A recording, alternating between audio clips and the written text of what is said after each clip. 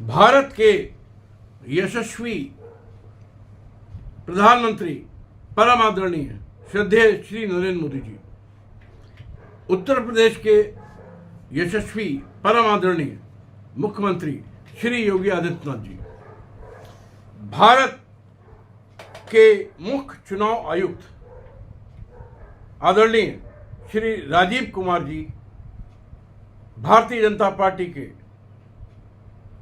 All India अध्यक्ष Shri JP Nadda ji एवं परम श्रद्धेय आरएसएस प्रमुख परम आदरणीय श्री श्री मोहन भागवत जी, आप सभी को मेरा यानी अजय टंडन अधिवक्ता सर्वोच्च न्यायालय राष्ट्रीय अध्यक्ष ईमानदार भारतीय पार्टी का सादर नमन एवं चरण स्पर्श एवं कानपुर नगर लोकसभा सीट के मेरे मतदाता भाइयों और बहनों को मेरा सादर प्रणाम। आदरणीय बंधुवर एवं मातृशक्ति, सबसे पहले मैं ये स्पष्ट कर दूं कि मैं अजय टंडन किसी भी राजनीतिक पार्टी का सदस्य नहीं हूं और ना ही भाजपा का सदस्य हूं, ना कांग्रेस का, कभी नहीं रहा। एवं अन्य मैं किसी भी पार्टी का समर्थक नहीं हूं, क्योंकि मैं हमेशा नोटा का बटन दबाकर ही अपनी जिम्मेदारी निभाता आया हूं। क्योंकि मेरे विचार से कोई भी राजनीतिक पार्टी और उसके अधिकतर नेताओं का ना तो कोई राष्ट्रीय चरित्र है और ना ही कोई व्यक्तिगत चरित्र है, और सभी का एकमात्र उद्देश्य होता है कि एन केन प्रकारेण बड़ी पार्टी पकड़ो, खासकर रूलिंग पार्टी पकड़ो, मतदाताओं को बहला के फुसला के बेवकूफ बना के वोट प्राप्त करो, सत्ता का भागीदार बनो और सत्ता की ताकत से रुपया कमाओ, रुपए की ताकत से फिर वोट पाओ और फिर सत्ता पाओ।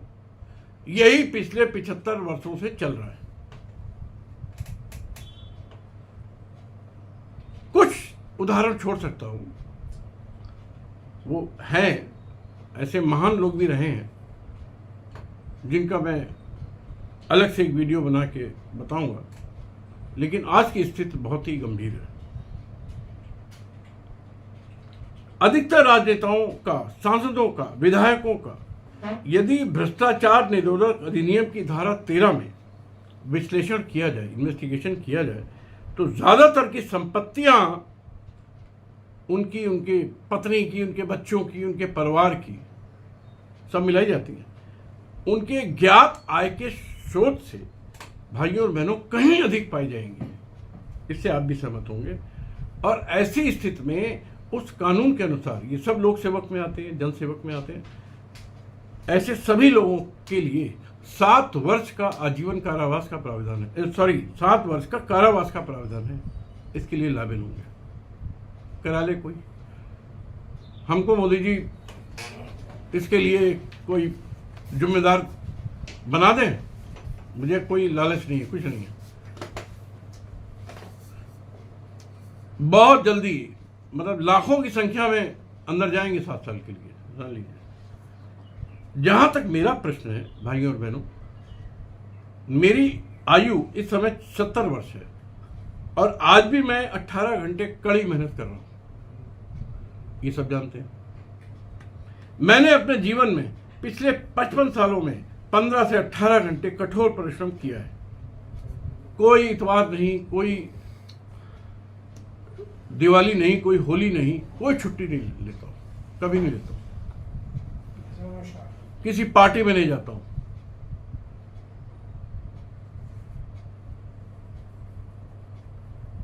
मैंने एमकॉम एलएलबी की डिग्री प्रथम श्रेणी में प्राप्त की।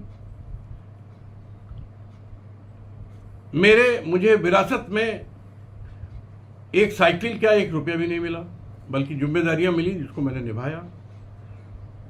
50 वर्षों से वकालत के पेशे में हूं।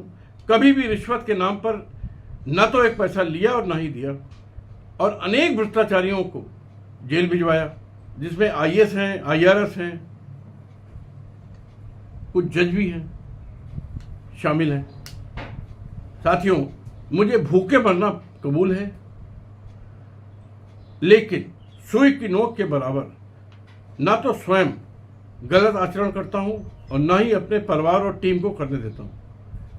और मेरी सिद्धांतों पर मेरा पुत्र यश टंडन एडवोकेट सुप्रीम कोर्ट चल रहा है। जहां तक ईमानदार भारतीय पार्टी का प्रश्न है, ये अभी कागज पर ही है भाइयों। धनाभाव के कारण इसका रजिस्ट्रेशन तक नहीं करा पाया, सुना है 1-2 लाख रुपए लगता है, और धनाभाव के कारण ही पार्टी कार्यकर्ता भी नहीं मिल पा रहे हैं, ईमानदार ढूंढे नहीं मिल रहा है। ऐसा लगता है कि पूरे भारत में ईमानदार लोग अत्यंत अल्प संख्या में हो गए। अब हमारी फ्रेटर्निटी में वकीलों को ले लीजिए, 100 में 95 वकील बेईमान है, सिवाय दलाली के अलावा कुछ नहीं करते। इनका मसला ये जेल देश बेच करके खा जाए। अब मैं किसको क्या कहूं?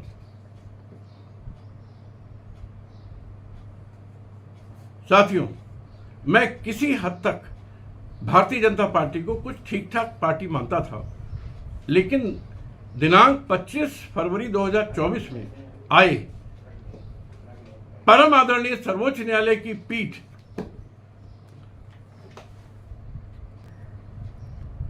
15 फरवरी 2024 में आए परम आदरणीय सर्वोच्च न्यायालय की पीठ के निर्णय के बाद, संविधान पीठ का निर्णय है भाइयों और बहनों, ये मेरी विचारधारा भारतीय जनता पार्टी के बारे में पूरी तरह बदल गई।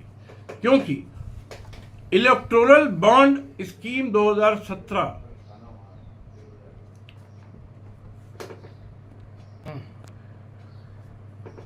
इलेक्टोरल बॉन्ड स्कीम 2017 निर्विवाद रूप से भारतीय जनता पार्टी के द्वारा लाया गया बहुत बड़े भ्रष्टाचार को कानूनी जामा पहचाने का एक बेहुदा प्रयास था, जिसको कि 15/2/24 को माननीय सर्वोच्च न्यायालय की संविधान पीठ ने अपने निर्णय से साबित कर दिया कि इलेक्टोरल बॉन्ड और उसको लाने के लिए किए गए महत्वपूर्ण कानून संशोधन, जैसे कि धारा 29C the representation of people's act, धारा 182 कंपनीज एक्ट, धारा 13AD और 80G income tax act, RBI act में भ्रष्टाचारियों को भ्रष्टाचार का रास्ता सुगम करने के लिए क्लियर करो, खूब लूट डालो देश को, संशोधन किए गए। और ये सभी संशोधन इलेक्टोरल बॉन्ड आदरणीय मोदी सरकार के द्वारा 16,000 करोड़ के घोटाले के लिए किए गए, जिसमें से करीब 8,000 करोड़ रुपया बीजेपी को प्राप्त हुआ। भाइयों और बहनों, पूरी लिस्ट है मेरे पास।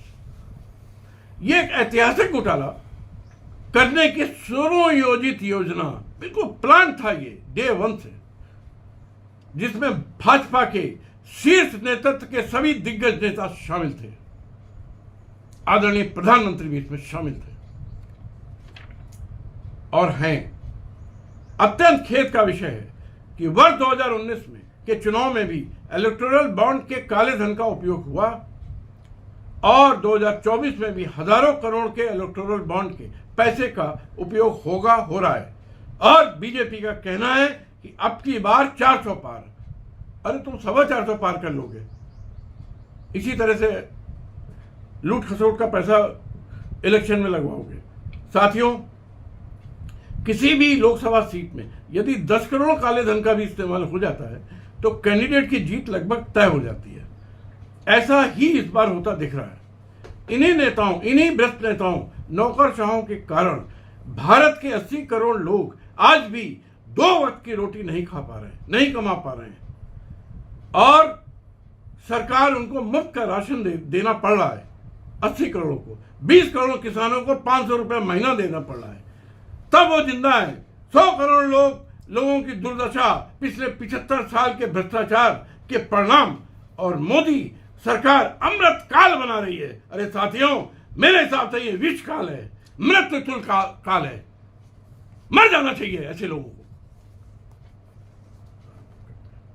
मित्रों, ऐसी भ्रष्ट बीजेपी के एक महाभ्रष्ट प्रत्याशी रमेश चंद्र अवस्थी को कानपुर लोकसभा से टिकट दिया गया है। यह भ्रष्ट रमेश चंद्र अवस्थी ब्रह्मांड के सबसे बड़े भ्रष्ट ग्रुप सहारा की एक कंपनी सहारा समय में पिछले कई वर्षों से बड़े पद पर कार्यरत है। यहां ये बता दूं कि ये वही सहारा भ्रष्टाचार की कंपनी है जिसके विरुद्ध मैंने अपने नाम से काकादेव में प्राथमिकी नंबर 65 27/2/21, नंबर 355 28/11/21, गोविंद नगर थाने में प्राथमिकी 466 16/12/21, उन्नाव में प्राथमिकी नंबर 885 14/12/21, अंबाला कैंट में पंजाब में प्राथमिकी नंबर 497 25/11/22 सबूतों के साथ भाइयों और बहनों 1 लाख पन्नों की दर्ज कराई है। किसी पुलिस वाले की हिम्मत नहीं है कि उसमें चूचा करे, लेकिन ये महान भ्रष्टाचारी पुलिस, चाहे वो हिंदुस्तान यहाँ की हो, यूपी की हो, चाहे वो पंजाब की हो, सब सहारा के जूते चाटते हैं, पालिश करते हैं, उससे मोटी मोटी घूसे लेते हैं। इनके मंत्री लोग सहारा के और आपकी केंद्र सरकार के, बीजेपी सरकार के मंत्री सब बने हुए हैं। वो साला मरा गुंडा सुब्रत राय सहारा, जो अतीक अहमद और मुख्तार अंसारी से भी गंदा, से भी बड़ा माफिया, उसके यहां मिलने जाते हैं राजनाथ सिंह रक्षा मंत्री। अरे जाओ अंसारी, आज मुख्तार अंसारी मरा है, जाओ शोक सभा करो, शोक प्रकट करो जाके। अतीक अहमद क्या शोक प्रकट करने जाते हैं? शर्म आनी चाहिए। और एक एक प्राथमिकी लाखों पेज किए। पूरे सारा समूह के 35 लाख करोड़ रुपए की धोखाधड़ी को उजागर किया है मैंने। सबके सबूत है मेरे पास एक एक। अकेले कानपुर में 15 से 20 लाख भाई बहनों से तकरीबन 1 लाख करोड़ रुपए लूटा गया है, जिसे उक सहारा ने बेदर्दी से लूटा है। सहारा का बड़ा रावण 14/11/23 को कुत्ते की मौत मारा गया। कुत्ते की मौत इसलिए कि वो मुंबई के अस्पताल में 1 माह पड़ा रहा बीमार, लेकिन उसके दोनों लड़के सुशांतु राय, सीमांतु राय यूरोप के मैंसिडोनिया में अय्याशी करते रहे। बाप को देखने तक नहीं आए और उसकी मौत पर कंधा देने तक नहीं आए। इसलिए मैं कहता हूं ऐसी मौत कुत्ते की मौत कही जाती है, और ऐसा ही होना भी चाहिए था। जिसको करोड़ों करोड़ों लोग बददुआ दे रहे हैं रात दिन, उसको तो अगले जन्म में कुत्ता भी नहीं बनाया गया होगा, वो उससे भी गंदा कुछ बना होगा पक्का।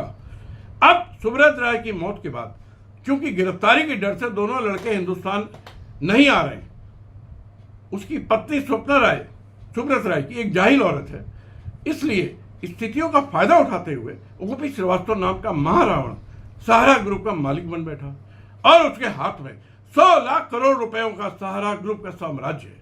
ये सारा रुपया पिछले 40 सालों में भारत के 35 करोड़ भाई बहनों से लूटा गया रुपया है, जो कि ब्याज मिलाकर 100 लाख करोड़ हो गया। और चूंकि सहारा की 5000 फर्जी कंपनी, वो 4 फर्जी सोसाइटियों के विरुद्ध गंभीरता धाराओं में, पूरे गंभीरता मतलब आजीवन कारावास यानी कि फांसी तक, पूरे भारत में 200 से अधिक प्राथमिकी दर्ज है। ईडी, सीबीआई, इनकम टैक्स की लंबी कार्रवाई की तैयारी कर रहा है। हमने सब जगह बहुत भारी भारी शिकायतें भेज दी हैं, और मैं लगातार इसमें प्रयास में हूं कि तत्काल ओपी श्रीवास्तव, स्वप्ना राय, जेबी राय को गिरफ्तार करके और तिहाड़ जेल फेंक दिया जाए। बहुत जल्दी ऐसा होगा। इसलिए देशद्रोही ओपी श्रीवास्तव को भारत की संसद में अपने कुछ लुटेरों को भेजना जरूरी लगा, और इसी कड़ी में इसने रमेश चंद्र अवस्थी नाम के लुटेरे को बीजेपी से को भारी चंदा देकर प्रत्याशी बनवा दिया, और इसके अलावा अपने लूटे हुए धन से ओपी श्रीवास्तव नाम के भारत के सबसे बड़े आतंकवादी, आर्थिक आतंकवादी चुनाव लड़ने के लिए रमेश चंद्र अवस्थी नाम के महा लुटेरे, महा ठग, महा बेईमान, महा आवारा, महा गुंडा, चोर 10 करोड़ रुपया चुनाव लड़ने के लिए दे दिया। दोस्तों, एक बात आप सभी लोग राजी होंगे कि ये कि कोई भी व्यक्ति जो मुख्तार अंसारी और अतीक अहमद माफिया या दाऊद इब्राहिम या उसामा बिन लादेन जैसे माफियाओं के गिरोह का सदस्य होगा, वो किसी भी दृष्टि से अच्छा तो नहीं हो सकता, ये तो तय है। तो रमेश चंद्र अवस्थी कतई एक तिनके के नोक के बराबर भी अच्छा आदमी नहीं है, ये बिल्कुल मान लीजिए। ओपी श्रीवास्तव, स्वप्ना राय, सुब्रत राय सहारा उस सभी माफिया गैंगों से बड़ा गैंग है जिसने भारत के 3000 लोगों को आत्महत्या करने पर मजबूर किया, क्योंकि उसका भाई उनका पाई पाई लूट लिया। 3000 नहीं, करोड़ों लोगों का, लेकिन 3000 ने आत्महत्या कर ली, जिस सहारा की वजह से हजारों लाखों नहीं करोड़ों लोग भुखमरी के शिकार हैं, दाने दाने को मोहताज हैं, आत्महत्या का मन बना रहे हैं। उसी सहारा ग्रुप में 30 सालों में ऑल इंडिया चीफ एडिटर उसका मीडिया की कंपनियां संभाल रहा था ये बेईमान रमेश चंद्र अवस्थी। पद पर सुब्रत राय का दाहिना हाथ बनकर इसने बड़े बड़े जिसमें चोर होते हैं उन्हें मीडिया की जरूरत होती है। जितने बेईमान दुनिया भर के हैं सब मीडिया को यूज करते हैं, आज भी सरकारें कर रही हैं। और अब ओपी श्रीवास्तव स्वप्ना राय का दाहिना हाथ बनकर उनकी पापों की लंका को बचाने वाला और कोई नहीं, आपके कानपुर से बीजेपी के टिकट पर लोकसभा प्रत्याशी रमेश चंद्र अवस्थी है। इस आदमी को वोट देने का अर्थ है हजारों आत्महत्याओं के जिम्मेदार हत्यारे को वोट देना। भारत के 35 करोड़ निवेशकों की, जिसमें 10 करोड़ निवेशक सहारा की 4 सोसाइटीज के हैं, ऐसा सहकारिता मंत्री माननीय अमित शाह ने अपने भाषण में अनेक बार बताया। और बाकी 25 करोड़ इसकी 5000 फर्जी कंपनियों के निवेशक हैं। तो भाइयों, ऐसे 35 करोड़ निवेशकों को जिनका 35 लाख करोड़ लूटा गया है, मृत्यु तुल्य कष्ट देने का आरोपी, उनकी पाई पाई लूटने वाला रमेश चंद्र अवस्थी को क्या कानपुर नगर के मेरे भाई बहन क्या एक भी वोट देंगे? ऐसा मैं मानता हूं कि नहीं देंगे। और हम सभी लोग एकजुट होकर आज ही संकल्प लेंगे कि रमेश चंद्र अवस्थी की जमानत जब्त कराएंगे, इसे बुरी तरह हराएंगे और इसका मुंह काला करके कानपुर से भगाएंगे। हालांकि मैं इसकी गिरफ्तारी के भी प्रयास कर रहा हूं, हालांकि हिंदुस्तान में गिरफ्तारी से भी नहीं होता है, तब भी पापी लोग चुनाव लड़ लेते हैं। लेकिन आप सभी से मेरा एक बार और निवेदन है कि कानपुर से बाहर से आए रमेश चंद्र अवस्थी, जिसे कोई नहीं पहचानता, कानपुर के सेंट्रल स्टेशन पर स्वागत करने वाले भाजपाई कार्यकर्ता तक नहीं पहचान पाए। उन्होंने नहीं पहचानते थे। उन्होंने एक अन्य नेता जो उसके साथ आया था, बाबूराम निषाद, जो कि राज्यसभा सांसद है, उनको ही रमेश चंद्र अवस्थी समझकर और मालाएं पहना दी। तो ऐसे आपराधिक चरित्र वाला व्यक्ति जो न कभी कानपुर का था, न हो सकता है, न है, उसको अपना कीमती वोट देने का अर्थ है जाने अनजाने में पाप करना और अपने वोट को व्यर्थ करना।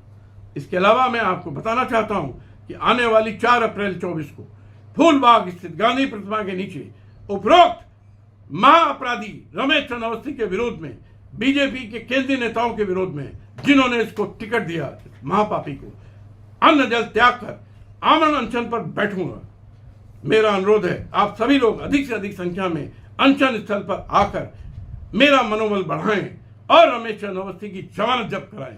धन्यवाद। जय हिंद, जय भारत, भारत माता की जय, भारत माता की जय, भारत माता की जय।